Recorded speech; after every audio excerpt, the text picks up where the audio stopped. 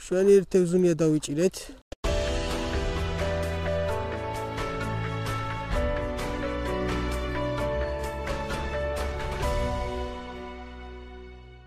მოგესალმებით მეგობრებო.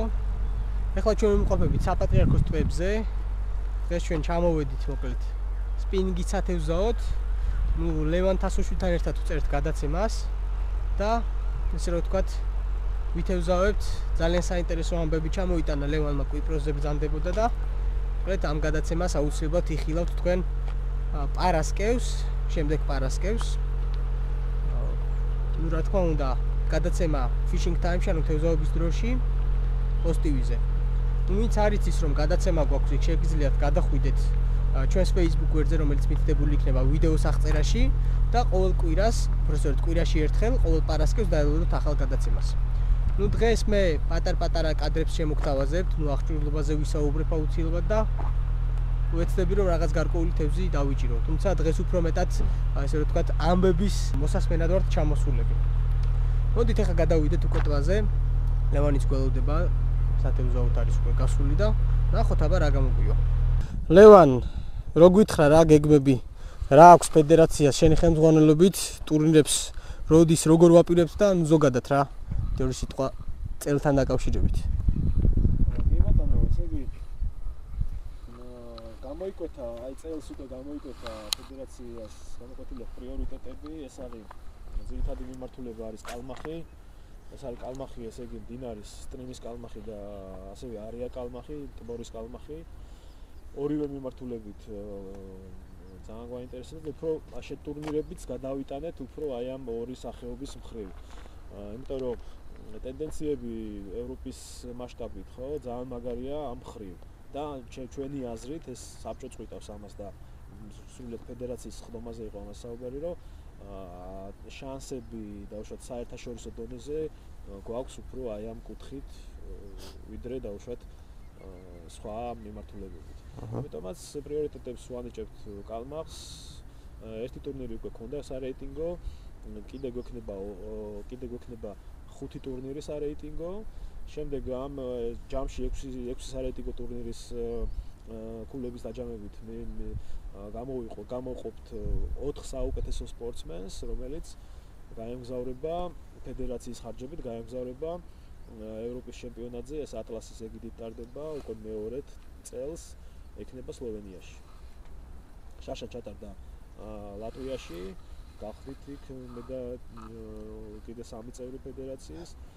წელს ვინ იქნება საუკეთესო 4 გამოვლინდება წლის ბოლოს, ასე რომ დიდი შეტაკებებია რეიტინგულ ტურნირებში, დიდი დაძაბულობებია, მიდის ბრძოლა.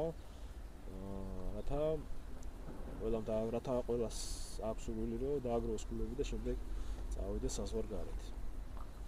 ასე რომ გეგმები ბევრი გვაქვს, ბევრი სამუშაოა, ბევრი სამოყვარულო ტურნირი გეგმება, ღია, ასე ვთქვათ, ღია ტურნირი და ამ ხრივ, ანუ აქტიურად იქნებით ამ წელსაც, როგორც შარშან. შარშან მაგალითად 19 ტურნირი ჩატარდა სპინინგისტების ეს ფედერაციას და ფედერაციის მეგობარი, ასე ვთქვათ, სპორტსმენების მხრიდან ეს 19 ტურნირი მე ვფიქრობ, რომ არ არის ცოტა.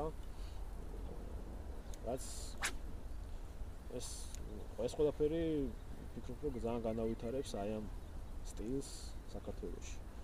მეგობრებო, ხალხნო და ჯამაათნო. ჩვენ თევზავთ საპატრიარქოს ტბებზე, როგორც გითხარით, თუმცა ჯერჯერობით სამწუხაროდ თევზი ვერ დავიჭირეთ. ჭამბოლ დროს ისე ცუდად მოგდაცდილი თევზს ვეღარ ვიჭერ. ერთადერთი კალმახი დავიჭირე, როგორც ესენი ეძახიან ბასეინში. კლავიატურის ხალხი რო ეძახის ბასეინს. ხოდა მოდი ხა გეტყვით რა აღჭურვილობას რაზე ვთევზაობ ძალიან მარტივად. ესეთი ჯოხი გვაქვს. ულტრალაითი, რომელიც არის 1-დან 5 გრამამდე ტესტით. სიგრძეში არის 2 მეტრი და 4 სანტიმეტრი. 0,4 უფრო სწორედ. საკმაოდ სუბუქი არის, 80 გრამიანი არის სულ რაღაც ჯოხი. კოჭას რაც შეეხება, კოჭა გვაქვს 175 გრამიანი და ორივე ერთად ძალიან სუბუქია, ისე რომ მთელი დღის განმავლობაში შემიძლია ისე ვითევზო, რომ ხელი საერთოდ არ დამეღელოს ამ გაქნევის დროს. რაც შეეხება ძუას, მე გამოვიყენებ ამ შემთხვევაში წნულ ძუას, რომელიც გაახლავთ 0.06 ზომის, ესეთი ზომა და ნუ მინდა უბრალოდ ორი სიტყვით გითხრათ თუ რა განსხვავებაა ჩვეულებრივ მონოძუასა და წნულს შორის. ესე იგი, პირველ რიგში წნული ძუა არის მეტად, ასე რომ ვთქვათ, გამძლე ვარიანტში, რომ ერთ და იგივე დიამეტრის შედარება რომ გავაკეთოთ ძუის და წნული ძუის, ამ შემთხვევაში უფრო დიდი ზომის თევზის გამოყვანაა შესაძლებელი, როგორც ყველას უყვარს დიდ თევზზე თევზაობა, თუმცა, ნუ თავისი მინუსებიც აქვს, რა თქმა უნდა. მაგალითად, შესაძლებელია დიდი თევზის დაждომის დროს, ნუ როდესაც ახლა სიტყვაზე მაგალითად თევზაობთ ფიდერზე, ხო, ნუ გადაუხვევთ ცოტას. ან თუნდაც სპინინგზე. დიდი თევზის დაждომის დროს წელვადობა რადგანაც არა აქვს, შედარებით, ესე რომ ვთქვათ, რთულია იმ ვარიანტში, რომ აუცილებლად ფრიქციონი უნდა გქონდეს, ესე გაშვებული, რომ დარტყმების დროს, ანუ არ გქონდეს ან მაგალითად ჯოხის გატეხვა ან დაზიანება. ძუა შედარებით ხა მაინც რბილია და წელვადობა აქვს და იმასაც გარკვეული ამორტიზაცია აქვს. თუმცა, როდესაც ულტრალაითი თევზაობთ და მით უმეტეს ნანოჯიგზე თევზაობთ ან ჯიგზე თევზაობთ, თევზის ჩარტყმა რომ გადმოცეს ჯოხზე კარგად აუცილებლად წნული უნდა გამოვიყენოთ, ისე რომ გირჩევთ აუცილებლად წნულის გამოყენებას ვიდრე მონოძუის. ნუ მე მაგალითად წნული უფრო მომწონს რატომაც. თუმცა, რა თქმა უნდა, ძუითაც თავისუფლად შეიძლება თევზაობა და იქაც ასე თუ ისე გადმოიცემა ჩარტყმები.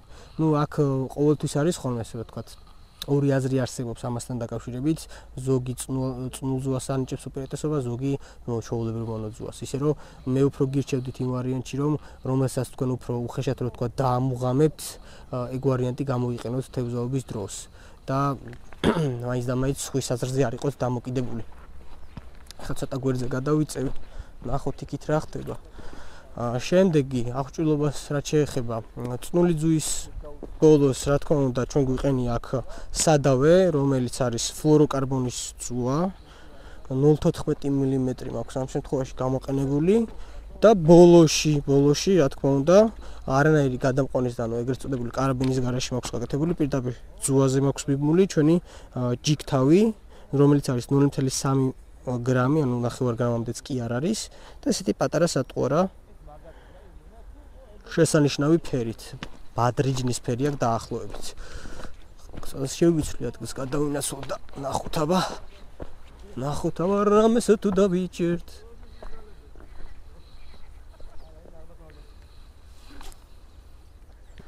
აჰა, მენაგვეების დაყრილი ნაგავი. ეგენი ხო ხალხი არ არიან. ნუ ვიღაცა ჭამა. აგრო და დატოვა. მალადეც, საოცრო. ტაშ. მეგობრებო, დააკვირდით ახლა. სპინინგი თევზაობა არის ნადირობის იმიტაცია, იმიტომ რომ ლევანი ჩაძირულ ხესთან ჩუმად მიიპარა თევზს და მოატყოს სატყუარას.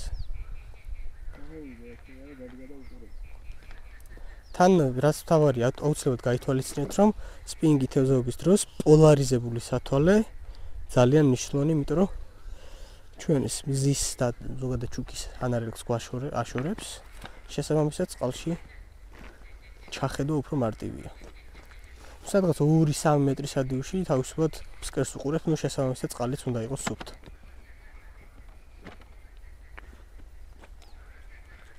აბა ნახოთ ლევანი მოახერხებს თუ არა ოტყუებას თევზის.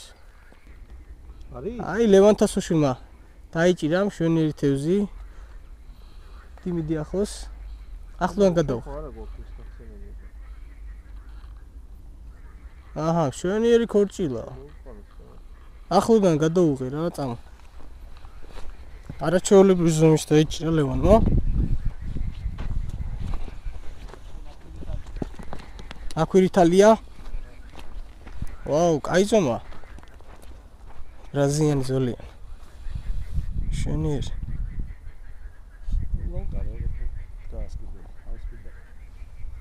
ძალიან კარგი. მშვენიერი თევზუნია დავიჭირეთ. არაჩვეულებრივი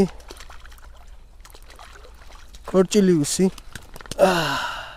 რომელიც არის რაღაც სასწაული ზომის. ესეთი უძალიან მაგრესი ქორჭილა, და ჩვენი თევზაობაც შედგა. აუცილებლად გაჩვენეთ თუ რა სატყუარზე დავიჭირე. ვლეთ ახალი ბრენდი, როგორც წინაზე გითხარით, ჩამოვიტანე, A-Fish Lure ესეთი ბრენდია. და ეს სატყუარას გაჩვენებთ ახლა. აი ეს ბრენდი არის და ესეთი ტიპის სატყუარზე დავიჭირე. იმედია ჩანს კარგად. ნუ ერთი სამწუხარო ფაქტი ის არის, რომ გვერდზე ძალიან ბევრი ნაგავიყრია და ეს ძალიან არ მსიამოვნებს, თუმცა რას ვიზავთ? ალს არ გინდა წახვიდე, ყველგან ნაგავიყრია. კარგი, გადავიდეთ ისევ თევზაობაზე. ეს არის დღევანდელი ბოლო გატარება და ამის შემდგომ უკვე წავალთ სახლისკენ. და რომ საკმაოდ ბევრი ინფორმაცია მივიღეთ დღეს ჩვენ ზოგადად საპატრიარქოს ტბების შესახებ და პლუს ამ ტბაზე სადაც ვარ ახლა მე კიდევ ისე რომ გავატარებ და მე საბოლოოდ შევჯამდეთ და ერთად აგიხსნით და მოგიყვებით თუ რა ხდებოდა დღეს. მეგობრებო, მოკლედ დავასრულეთ თევზაობა. დღეს ძალიან ბევრი ექსპერიმენტი ჩავატარეთ და ნუ საერთო ჯამში რაღაც შედეგებამდე მივედით. როგორც კატში ნახეთ, ძალიან მაგარი ქორჭილა დავიჭირე, აი ძალიან მაგრესი ჩარტყვა ქონდა და ძალიან ძლიერია. სხვათა შორის მინდა აღვნიშნო, რომ არ ველოდი იმ ასეთ ესე რომ ვთქვათ ბრძოლას, გამიჭირდა პირდაპირ თქვა მისი გამოყვანა, იმიტომ რომ ულტრალაით ჯოხზე ესეთი ზომის თევზის დაждომა ძალიან მაგარია მოკლედ. დიდ ადრენალინთან არის დაკავშირებული. ნუ საბოლოო შეჯამება რომ გავაკეთოთ. ვფიქრობ, მაინც შედეგიანი გასვლა გამოგვივიდა, იმიტომ რომ გავტესტეთ ახალი სატყუარები და ვნახეთ, რომ თურმე შედეგიანია და ჩინური სატყუარებიც, რომლებიც ხარისხიანია, რა თქმა უნდა შეგიძლიათ გამოიყენოთ და მრავალფეროვნება გქონდეთ აუცილებლად აღჭურვილობაში. რაც შეეხება ჩარტყმებს, ორი ჩარტყმა კიდე მქონდა, საკმაოდ ძლიერი ანალოგიურად და ვფიქრობ, დაახლოებით ესეთი ზომის ქორჭილები იქნებოდნენ, იმიტომ რომ ესეთი ძლიერი ჩარტყმა იყო. თუ მოგეწონათ დღევანდელი ჩემი ვიდეო, აუცილებლად გამოიწერეთ არხი და მონიშნეთ ზარისღილაკი, რომ არ გამოგრჩეთ არც ერთი ვიდეო, ლაიქები მოხოდეთ, აუცილებლად გჭირდება ლაიქები, რომ მოტივაცია მექნება იმის, რომ კიდევ გამოვიდე და გადავიღო ესეთი ვიდეოები. ნუ თუ რაიმე გაინტერესებს, რა თქმა უნდა, კომენტარის სახით დაწერეთ და ვეცდები, რომ მაქსიმალურად გიპასუხოთ. ახლა კი დაგემშვიდობებით და როგორც ყოველთვის წარმატებულ თევზაობას გისურვებთ. მომავალ შეხვედრამდე.